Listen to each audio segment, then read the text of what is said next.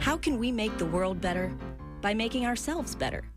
The Dr. Joe Show explores how you can make positive personal change by using his groundbreaking and highly effective I Am approach to understand who we are and why we do what we do. Your small changes can have big effects. Join us now for the Dr. Joe Show with Mark Stiles of Stiles Law and your host, Dr. Joe Schrand. Oh, well. Here we are. It's me and Dr. Joe right here on WATD live in studio. In studio, right here. Yeah, man. Yeah, very nice. And the me for folks is Mark Stiles. Me and Dr. Joe. Or you, the listener. Or could be anyone. Oh, absolutely the or listener. Or Larry the Legend over there. Larry the Legend. That's the generic component. See, I appreciate it. Yeah. How have you been? Been well. Well. Yeah. Yeah. You had a vacation? I did. I took a little trip on our winter break. Very nice. Yeah. Well, it was inspired by you in a way, New Zealand and seeing outrageously amazing things. And amazing things. We had the winter break and we said, let's go on a road trip. I think that's great. Yeah. So we went through Canada. Tell me about that. Never been. Really? I've never stepped foot to the northern neighbor. Huh. Not once. Not across the border. I attempted to. When taking Denny out to school, we went to Niagara Falls back in 21, but we weren't allowed to cross the border back then. Yeah. Because that was the COVID era. Oh, really? Well, I got close to Canada. It was in like a long time ago. And Carol and I, 1900s? Back in the 1900s, Carol and I had just met. We were dating. We borrowed my mother's car at the time, and we were going to go up to Maine to visit a really good friend of mine in Maine. And we just didn't take the right turn that we meant to. And so we wound up at the Canadian border, and we didn't realize it until they asked us for our passports. Oh, wow. Hours. And it was great, though, because Carol and I just enjoyed chatting with each other. But it was really funny. If we had taken a right, we would have gone to the right part of Maine. But by going straight, we just kept going uphill. So did they make you turn around? Yes, they made us turn around. And we went to see Niagara Falls from the American Sightseeing that were right there. So tell me, though, about your trip, because you did cross the border. You missed a big turn there. Yeah, it was going to Maine, and you ended up in Buffalo. Yep. Yeah, all the way up. Yeah. That's exciting. Yeah, it was. Yeah. It was pretty funny, though. It's hysterical. So we went to Niagara. We stayed on the Canadian side of Niagara Falls, which was really interesting. We went to the Ripley's Believe It or Not Museum, which was really cool. Yeah, I bet. Yeah. It was a blizzard, so you couldn't really see the falls. We saw them the night before, but it was really, the weather was pretty intense. But we had breakfast, and I saw the Ripley's Believe It or Not, and because I'm an 80s kid, I'm like, Ripley's? Got to do it. Believe it or not. Absolutely. And it was worth the admission, for sure. Yeah. What did you see? In Ripley's, yeah.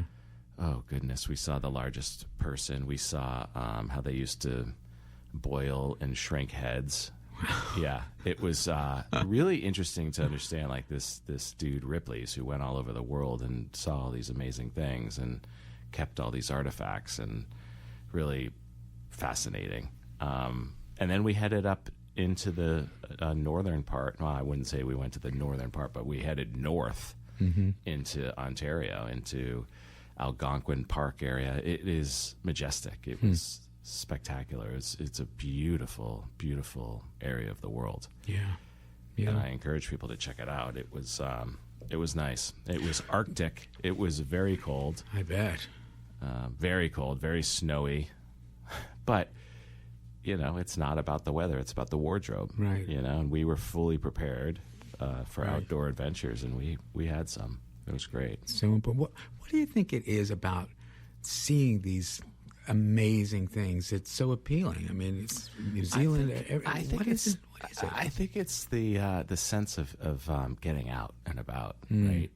I mean, there's so much in this country alone, much less, other countries outside of this country when you leave your zip code. Yeah. Right? Because we get into these routines and we go from the house to work, to the fields, to the this, to the restaurant, to the that, to the family, to the this, and to the back. And you see the same things over and over again.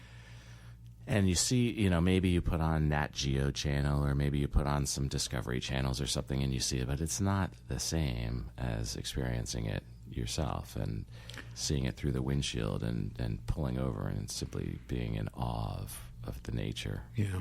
But that's it. It's that awe of the nature. Yeah. It's like, it is a reminder of the wonder that we have here. The wonder of our planet, the wonder of our communities, the wonder that it's the world that we live in if we just go and explore it. Yeah. And it really makes you take a step back and realize, like, what is it all about? You know? What are we doing? Like, what is our purpose? What is our purpose? We were talking about that. What is our purpose? Where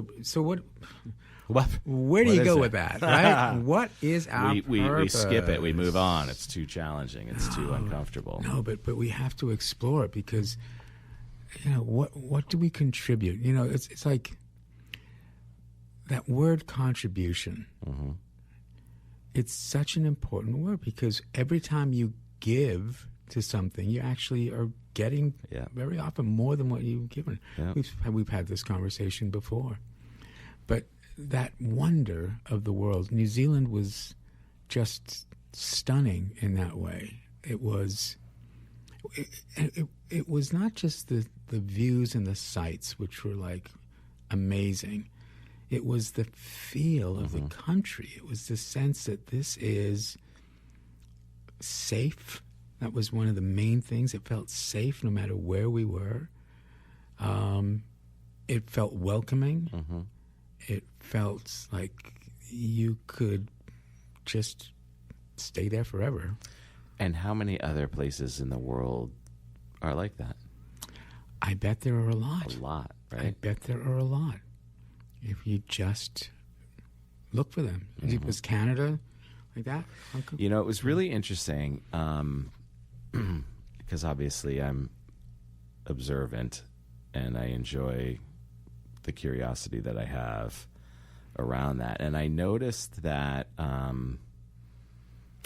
don't want to lump or I don't want to say there's two types of people, but I noticed specifically that those that were really embracing the outdoor, the cold, the environment were joyous, happy, wonderful people. And then every once in a while where you would go maybe into a restaurant or into a grocery store or somewhere that wasn't necessarily part of that outdoor adventure scene, and they weren't happy. In fact, they were the other side of happy and curmudgeon-y and, kind of unwelcoming and not so friendly. And, and it makes you wonder, like, why are you still living there, right? What is keeping you in this region of the world when there's so many other places you could go if you don't like the cold? Yeah. Because it was really cold there. How cold? Like -10. Whoa. Wow. Yeah. The morning was -10. It was snowy. It was everything that someone who didn't like winter would look at and say, this is why I need to move to Florida. Yeah. So do you think it's was like unusually cold, or do you think this is something that maybe it was just continues to grow on someone that you've been there year after year after year, and it's just like, I just don't want. Well, it grows on you both ways, right? So I think you really have to enjoy ice fishing, snowmobiling, cross-country skiing, fat tire biking. I mean, the smiles on the faces of the snowmobilers because there was abundance of snow. The trails are groomed. The Crowns trails, by the way, I was talking with people, they call them the Crown's Trail. So it's the People's Trail, right? So these are and they're groomed every day by the state or the region or the municipality. And it was a really happy place for folks that were out in Mother Nature, zooming along on their snowmobiles, which was tremendously fun, by the way. I bet. And not hard. It was the first time I ever did that as well. Not something that you need training in. You just turn it on and you go. It's like jet skiing on snow. Yeah. But then you see the people who, are waiting for the winter to end. And it's like I don't know. It's hard to judge, right? Because maybe there's family, maybe there's reasons why they're still there. Yet, I mean, you only have one life. Like, if you hate the winter, you're not in the right place. Yeah. Because this is a winter wonderland in Algonquin Park of Ontario, Canada. Certainly this time of year. Ugh. It's like being in Massachusetts. If you don't like the changes in the weather, you probably need to be somewhere else. Yeah. And that leads right into the changes that we have here, which are the change from us chatting to listening to our sponsors. So we're going to change over to our sponsors, and we'll be right back with me and Dr. Joe. Hey, folks, thank you for listening to the Dr. Joe Show. We've been investigating whether or not we want to bring sponsors into our podcast. What are your thoughts? Do you know somebody who might be a good partner with the Dr. Joe Show, who may want to align their product or service with the Dr. Joe Show? Think about it.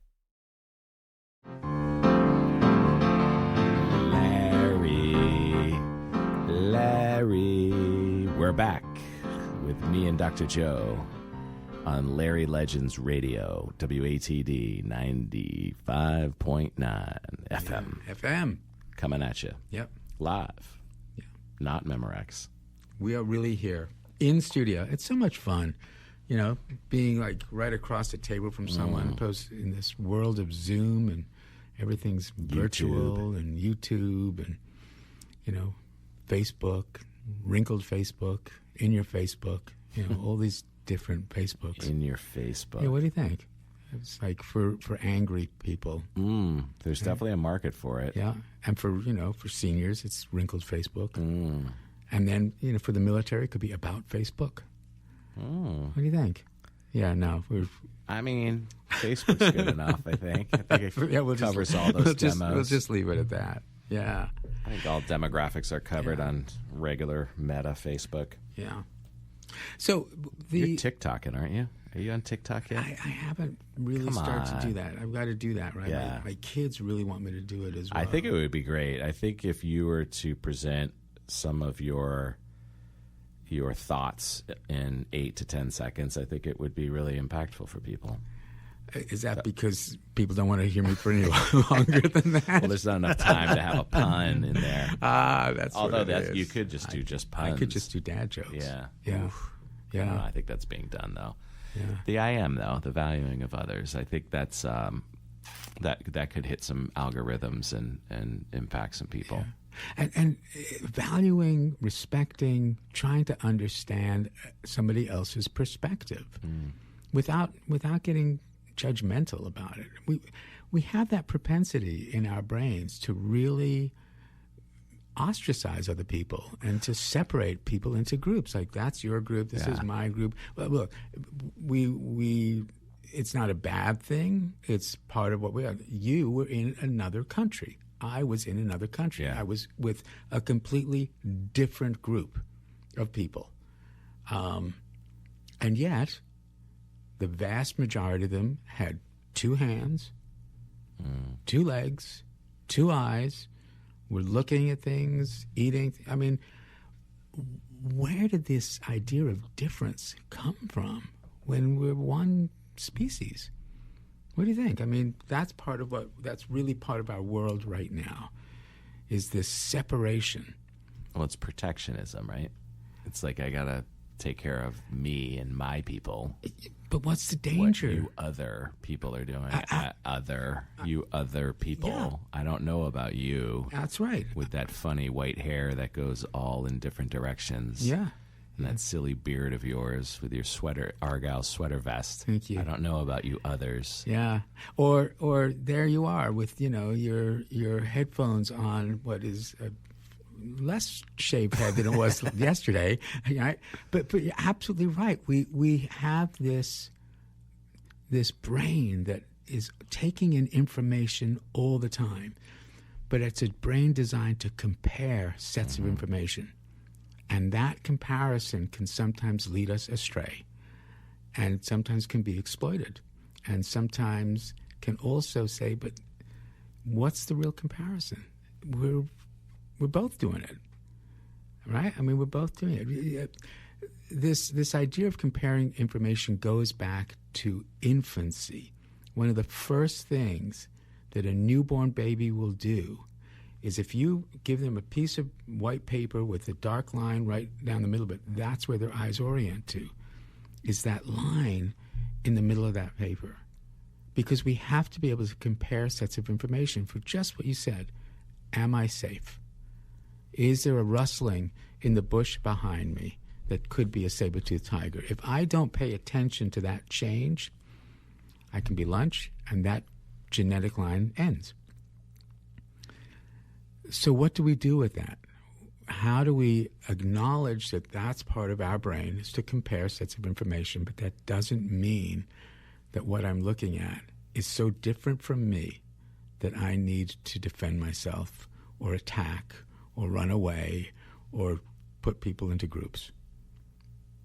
So that was way more than 7 or 8 words. So, yeah, but you know what? I think TikTok allows you to say that much. Okay. Like those questions, I think, are important for people to ponder because it's a deep thinking exercise, right?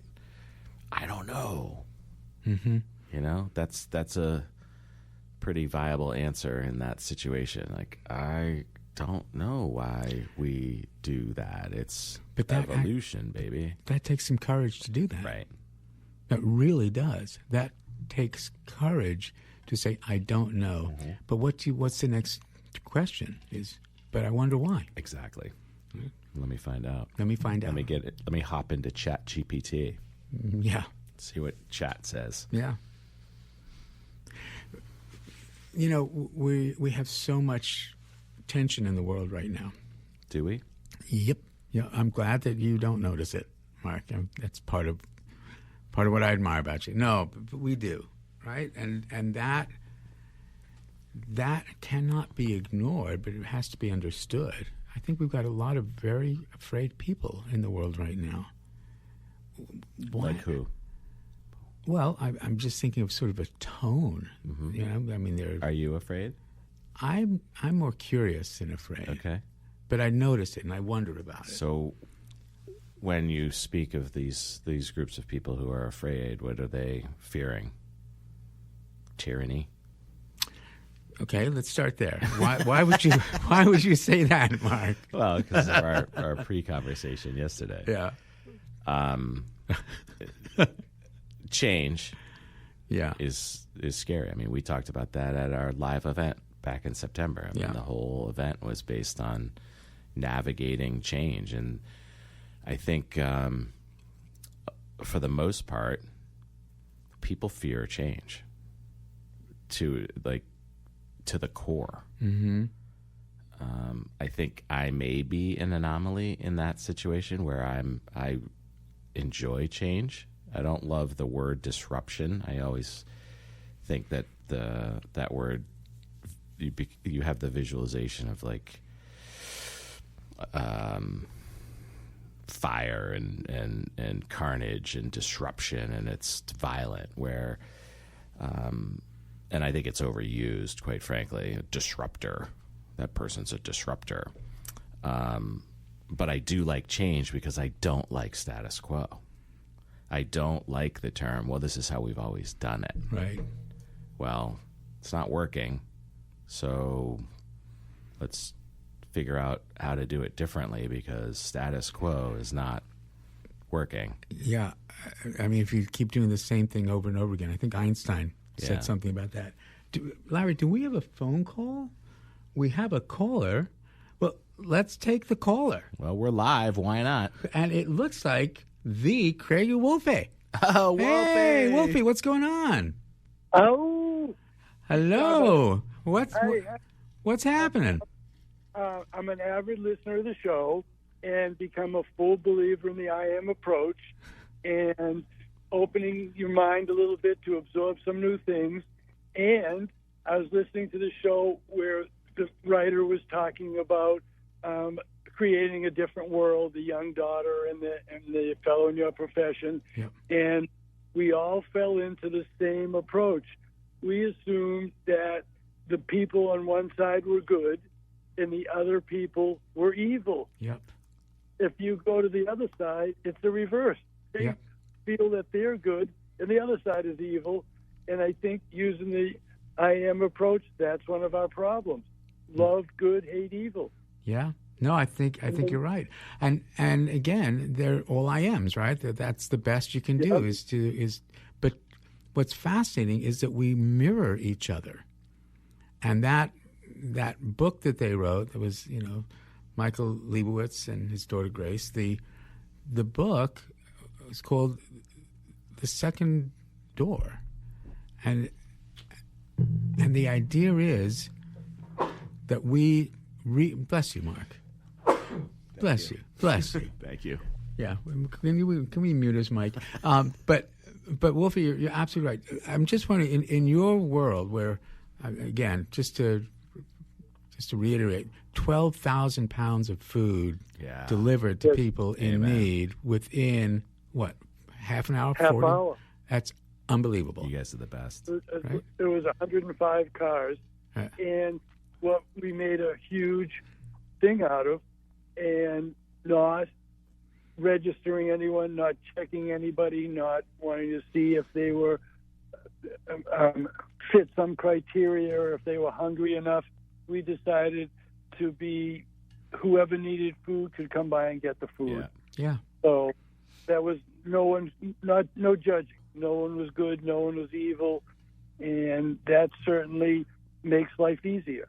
Yeah. People say to me, don't you think someone's stealing? I'm sure one person stole a cookie, but we're not going to say that person's evil and shut down the program. Yeah. So we're trying to not demonize whatever you consider the other side. And that certainly is something that I am all about as well. I'd like to think, well, Mark, I think you are as well. Mm-hmm. And Mark is too. Yep. Thanks, Wolfie. But part of what we're engaging in is realizing that there are other sides, and rather than judge them, let's understand them. Yeah. What's going on in your four domains that the best you can do is see things differently than me. And it's not in a sort of snide way, well, that's the best you can do. It's saying, well, that's your I am. You see the world different. It just makes sense that you're going to see the world different because we always have different perspectives. If folks, if you're not driving, just do this really simple exercise. Just hold up your index finger, look at it, and close one eye. Right? Oh, yeah. Right? Yeah. Then open that eye and close the other and go back and forth, back and forth. Your finger moves. I mean, it's completely still, but it looks like it's moving because each of your eyes has a slightly different geographic location in the world, a different perspective. And there are billions of perspectives. And we have the great honor and privilege, really, as human beings, of wondering about somebody else's perspective. I mean, that's what we can do. And so, Wolfie, if you want to stick around, but I'm going to wonder about the perspectives of our sponsors, and I want to hear theirs. We'll be right back. Me and Dr. Joe, Mark, and maybe Wolfie. Hey, folks, welcome back. So any thoughts? Do you listen to other podcasts? Do you see how they do the sponsors? Is there a way that they're utilizing sponsors that you enjoy or you don't enjoy? I listen to SmartList, and I really enjoy how the co-hosts share the voiceover for the product or service. It's really funny for the most part, but it's unique. It's them really endorsing. Does that work? What do you think?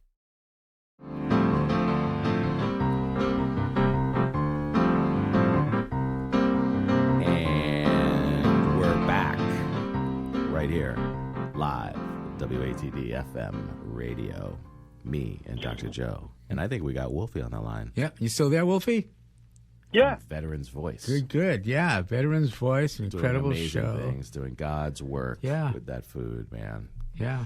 I was driving down 139 a couple Thursdays ago, and right in front of Quincy Credit Union, the line of cars. I'm like, what is going on? And then I realized, oh, I know exactly what's going on this Thursday morning right here on Enterprise Drive. Thank you, buddy. Yeah, it was a pleasure. It's a lot of fun. And we have a new program going on that the Agent Orange people who have passed away and suffered, they were talking about getting a Purple Heart. So we came up with the idea to get an orange heart. So we made up a certificate and cut out the stars, the embroidered stars on the flags they were going to burn, so there's no burning, recycle. And it falls right into making people feel valued. Yep. And, I wouldn't say this on the air, but it makes me feel more important because I made other people feel valued, so I feel good. I guess I do it for selfish reasons. Yeah. Don't tell But it's Tell wonderful. everybody. And Mark has been saying this for years, how the way you feel when you do for something else and how you worry about it. That's it, Wolfie. Let it fly. Let everybody know. That's the key, is that once people know and you're role modeling for other people how good it feels, I mean, imagine the world we could be in if everybody understood that and was doing that. Yeah. And the thing is, benefits are... I think everybody does that, but maybe not for everybody else. But what do you mean? Can you think of one person in your life who hasn't done something nice for somebody else, even if they don't do nice things for everyone, right? A family member, or at some point in someone's life, they have done something for somebody else. You would hope, otherwise it's a sociopath, right? Yeah. What I've been trying to do with all the events that we run is put people in their skill set to be able to do something that they enjoy doing and then they're good at doing, and then they're happy to do it. Because you put them in a situation that they can succeed and can feel good about themselves. So that makes me feel good, and then that makes them feel good. So my goal at the end of the event is for the volunteers to come up and say, that was really fun, when's the next event? And that, to me, as I tell myself, geez, I did a good job. I say to myself, if that happens. Yeah. So, that's all you're getting valued. And you use a lot of really nice words to tie things together in the I Am approach. Mine is just be nice. Yeah. It's usually just be effing nice. Just be nice. That'll solve all the world problems. Yeah. Yeah. Be nice. Be kind. Help others. It's true. That is part of who we are. Yeah, I'm really working hard, and listening to your show just makes things clearer to me, is not hating or being angry at the other side, whatever the other side is, because they feel that they're right. I guess Bob Dylan said it. God's on their side, because they feel that they're right doing it, so how can I hate them for when they think that they're right doing something? Yeah. So I'm using the I Am approach to really tamper that, and it becomes anger. You can see on the news, you can see other people, you have a disagreement, everyone becomes angry. I'm trying to put an end to that anger using your other theory, small changes have big effects. That's right. So I'm trying not to be angry at a person when I disagree with them and hoping they won't be angry back with me. I'm a little annoyed, so I have to cut them some slack. Wolfie, one of the strategies I've been using lately is in those conversations thinking, maybe I'm wrong. Even though I know I'm right, because I know I'm right. Yeah. Maybe we all know we're right. But maybe I'm wrong. Maybe I'm wrong. And to have that mantra in your head, to sit back, it really level sets the conversation, because you're also taking a step back and thinking, okay, maybe they are right. Let me understand where they're coming from. And at the end of the conversation, you may realize, nope, I'm still right. Mm-hmm. However, it makes for a much more civil conversation. 'Cause maybe I'm wrong. And do you think the other person also may be doing that by listening to you? Well, hopefully. They may stay within their position that they you're think mirroring, they're right. Right? So you create that mirror, or it just gives them more power because you're showing them that you think they're right. But I'm not suggesting you say it. You're thinking, yeah, maybe I'm wrong. So let me pause. Let me think. Let me analyze what I'm about to say before I say it, because maybe I'm wrong. Yeah. Maybe what I'm hearing, maybe what I'm being told is not actually factually correct. Yeah. I think that there's a real need for that these days as well, just to wonder about the information that we're getting. Right. So Dr. Joe's next line is, change no one. So when you're having the conversation, change no one, but influence everyone. You control no one. You control no one, but you influence everyone. That's the line. You control no one, you influence everyone. Yeah. And so that conversation is not going to change anybody, but you can certainly influence him. Say, "Gee, he handled himself well. He didn't threaten to kill me." Right. We can still be friends. And, right. And that's my new goal. Yeah. Well, with in outsmarting anger, that was the theme. When's the last time you got angry at someone treating you with respect? I mean, that theme continued through the next couple of books, ending up with unleashing the power of respect, the I am approach. We have that capacity to let somebody else know that we don't have to agree with them, but that doesn't mean we don't respect them. And that can be really tough, because a lot of people think that respect means agreement. I don't think that that's what the word is meant to be. It's look again. I want to look again at your position and understand it. Now, maybe I may have an advantage in this, because that's what we're meant to do as psychiatrists. I mean, that's what our training is to try to understand what somebody else is thinking or feeling. But the I am takes it and says, here are the 4 domains. Here's what influences a person: the home that they live in now and that they grew up in, the rest of the world, the social domain, the way they see themselves and think other people see them, and then their brain and body. I mean, that's it. And that doesn't exclude spiritual things and God and all those other things. That's all part of it. But when you can wonder instead of worry, when you can be reflective instead of reflexive, we have an opportunity to truly influence the world. We can change the world. And I know, you've heard me say it, last name is Strand, I get Shrandiose, but I believe it. I believe in the good of people. I really do. And right now, I think we need that more than ever, because we have, in the United States, we're in camps, this camp and that camp. In the world, we have wars. We've had these things all along. But if we keep doing it, what's going to happen next? Yeah, it's kind of downhill. One of the things that I've been working on for myself, I was a hockey player, and I assume it happens to everyone. When someone says something, I guess, that I disagree with, whatever the medical term, I say it's adrenaline. I have such a rush of adrenaline come through my body that's what I've been actually fighting to control. When it hits me with that rush, I'm trying not to react to that and go into the things that we're talking about. Yeah.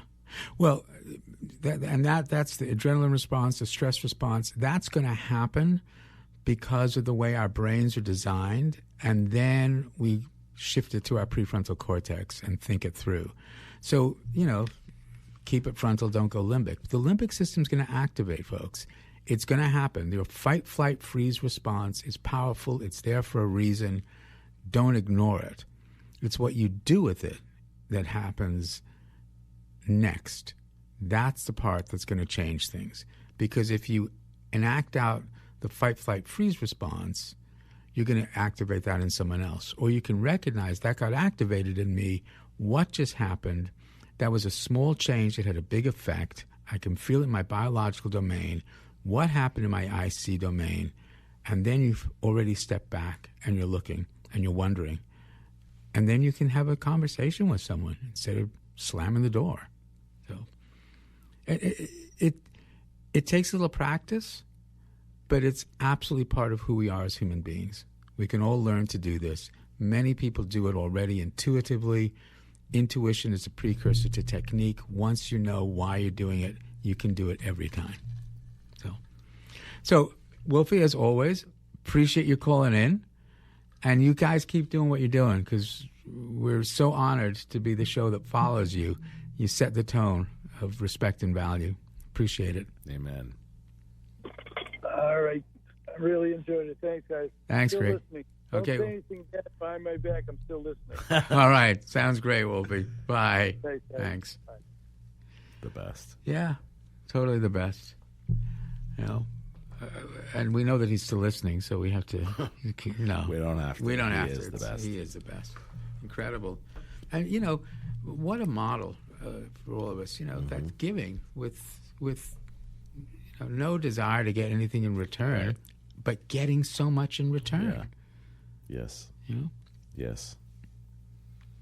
It's universal. It's here in the United States. It's in Canada. It's in New Zealand. It's everywhere in the world. That's what human beings can do. And there's a biological evolutionary component to it. It makes sense that altruism, that feeling of doing something good for someone else, it makes sense that would give you happiness, not just pleasure, but happiness. Happiness then reinforces the behavior. So it's kind of brilliant evolutionarily. Totally. And we do it within our group. So it's not foreign to anyone. The challenge is being able to do it outside your group and recognize that it is one group. I don't know how many more times I can say that, but maybe that's a TikTok thing. We're one group. It's called humanity. Can we do that? Why not? Why not? Set up a TikTok account and let's go. Okay. I actually posted one TikTok thing, I think, Oh, really? once. Do you have an account? I must have an account, yeah. I'm not sure what it's called anymore. It may be Dr. Joe and the IM or something. I would We'll hope have to check. I'll have to search it. Yeah, let's look it up. How do we do that? Well, you'll teach me how to do that, But the first thing that we do is we will search for our sponsors. And luckily, we don't have to search very far because they're right here. Thanks, Larry. Hey, welcome back. And again, we're super grateful for you listening to the Dr. Joe Show. If you have anyone that you think might be a good sponsor, shoot us an email at drjoepodcast@gmail.com. DRJOE podcast@gmail.com. Give us your thoughts about the show, too. We're wondering, are we talking to the trees or are people really gaining value in this? Please let us know. Thank you again and enjoy the rest of the show.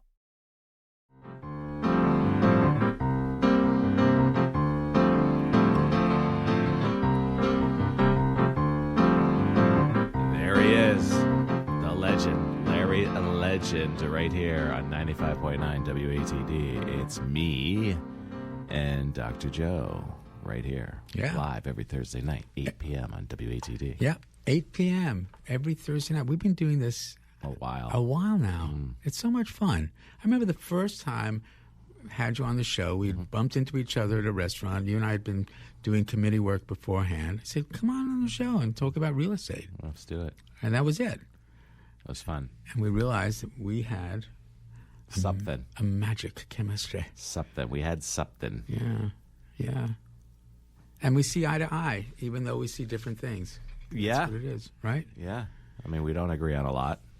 We don't agree on a lot. Well, we can agree on that. Yeah. So why do you think that is? What happened in our background, our home domain or social domain, that we do have different perspectives on the world? That's a great question. You're in the other group. Yeah. I'm over here. You're over there. Yep. I don't know. That's a great question.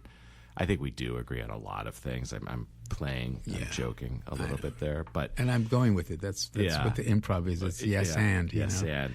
And we don't agree on a lot of things. Yes, and we still respect one another. Yeah. And we have civil conversations about them without insulting one another or shouting down or blocking out or, dismissing or doing all of the things that a lot of folks unfortunately do when they don't agree with somebody. Yeah. And then, down. Yeah, and when they shut down or they send that message of disrespect to the other, Yeah. don't be surprised what the other person does. It's a mirror. Yeah, right. It is a mirror. It's a mirror. But it doesn't mean that we don't get triggered. I mean, I know that you've said this to me. I may be talking about something that you don't agree with, and go ahead. What happens to you? Dr. Joe, I think you're attempting to trigger me. I think you're doing this on purpose. Why are you doing this? Right. Are you trying to bait me? Are you baiting me, Dr. Joe? Right. Because I don't want to go limbic, but I'm gonna. Yeah. I'm about to. Yeah. And it's so interesting that you would think that after all this time of knowing me that I would try to bait you. Oh, you constantly do. I mean, listener, come on, help me out here. Really? Always. Well, Not always, but there are times where you're definitely setting the bait. Are you sure about that? And I'm not just projecting, okay? I'm not. You think it's a chess game? I mean, it could be my unconscious, too, is saying, okay, well, let's see how I can completely disrupt this person's ego. Or let me show everybody how smart I am. Oh. Right? Yeah. I mean, did that just trigger you a little bit? No, again, I hide behind projection on everything, so it's great. Yeah, fair. No, I worry about that part is, Well, I think that's been part of the whole, the struggle with the I am and getting it out to the universe, right? Is the simplification of it, right? It's a very simple concept, but it's very hard to explain it simply. Yeah. Help me with that, because I'm trying. Because so I'm still here, right? Because it seems to me it really seems simple that let's change the paradigm. Instead of seeing us as not doing as well as we can, let's understand that we are always doing the best we can. Doesn't mean we have to like it, but it means that we can relax and not set off that cortisol stress response. That if I'm not doing as well as I can, I am at risk of being prey. Because once you're in that limbic mode, it's if you're not aware of it, you're in survival mode. right? And I think that makes sense, but we can step back and look at it. So the I am is saying, okay, so all of these things are the best you can do. If you don't like it, you can change it, but here are the influences. Maybe you're right. Maybe it's more complicated than I think, but I think the biggest shift in it is being able to forgive oneself and being able to forgive others. It doesn't mean that you have to condone someone's I am. Right. That's not the same thing. It's not saying that just because you're a serial killer, well, that's the best you can do, so there's no consequence. That is absolutely not what the I am is saying. There will always be a consequence. I mean, that's our social domain. There will always be consequence because the second truth, you control no one, you influence everyone. You get to choose the kind of influence you want to be. And I think what Wolfie was saying is the choice of being an influence that is giving and caring and generous is much more rewarding Right. than the choice of being so afraid that you don't have enough that you have to take from everybody around you. That you are worried that if I don't have this, my value is diminished and other people will see me a certain way. And therefore I'll be diminished even more. That's still an I am. And we can trace that. We can say, okay, so where did that come from? Why is that your perspective without judging it? As soon as you can look again at it and you can see the influences of the domains and why that has been the result, then you can change it. How are you meant to change something if you don't know why it's happening? Right. Or if you don't know it's happening at all. Or if you don't know what's happening at all. Right. So is that really that complicated? It's not, and that's that's the mission, right? Is to share this in its most simple form, right? It's life experiences. Everybody comes to the table with a whole bunch of different life experiences. And to sit back and wonder, I ought not judge this person because I don't know the shoes that they walked in as a child. Right. Or, what is going on with their biological, genetic makeup. Right. Or what happened this morning at home, or maybe, maybe they ate something last night and they're not. I mean, let's wonder. There's always going to be a reason. There's always an explanation, and maybe this comes back to purpose. Maybe that is a purpose, is to try to model without being arrogant about it, but say, it's so much more fun. I feel so much more connected to the world by wondering about other people than by isolating myself from the world by judging other people. Really, you feel connected. And you don't feel good when you're judging. No. It's not a good feeling. No, it's not. But it's an awareness thing, right? If you don't realize you're doing it, then you don't know that there's anything wrong. Right. And do you think that that's happening a lot right now? With the politics of our country right now, with the division, is that what's happening? Are we just so oblivious that we're just judging each other without realizing that it's having an effect? Well, I think I need more context. Like, what do you specifically mean? Well, I think we have. Well, let's take it into this large. We have people who appreciate our president and people who don't. Yeah. We have people who like the Red Sox and people who like the Yankees. I mean, we have these divisions all around us. Some of them are, confined to communities. And others, because of the visibility right now of public and social media, because of the visibility, it affects millions of people. And they find themselves being sort of pushed into a camp or coerced into a camp or following a certain camp. Or not even realizing that they're in a camp. So that's part of the concern. And I think that, we can talk about it respectfully, but there's also a great tendency to avoid it. Yeah. Well, because it's triggering, right? Yeah. It's there's a line that, when you've aligned with your group, you defend your group. Yes. Right? How dare you speak ill of my group? That's right. My group's doing a good job. Yep. And there's even neurochemistry to support that. Yeah. I mean, about oxytocin, Right. This is vasopressin. It's the precursor to it. It's where when one group is attacked by another group, we say, no way. Right. But why does it have to be an attack? Why would my wondering about another group be interpreted as an attack?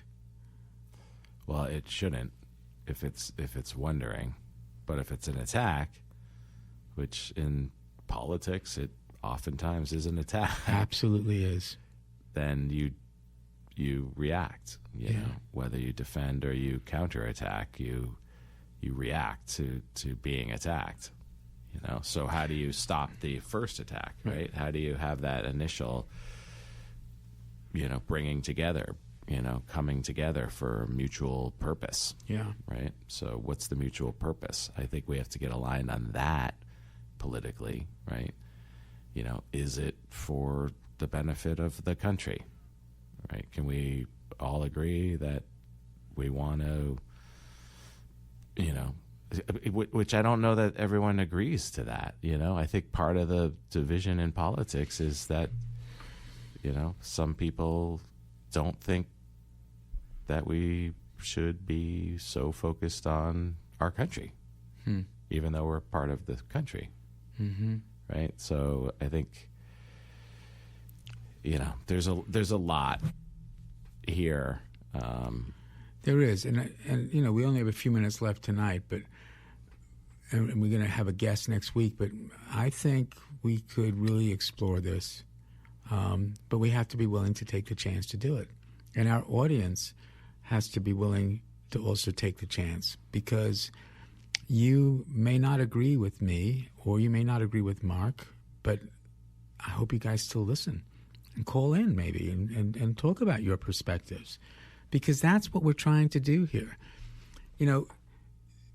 There's different styles of parenting, but the outcome of a kind child is what we want. Mm-hmm. How we get there may be very different. And I think it's the same with our country. There are two major ways, right, of thinking. We want to help people, or we want to not have the government spend money. I mean, these are hugely broad brushstrokes, right? And it doesn't mean that by not spending money means you're not helping people, but that's what one side would think. I mean, that's part of what there's trillions and trillions of dollars in our budget is all about. And there's the music. We'll be back next week. It's been fun, folks. Yeah. Have a great week, everybody. Bye.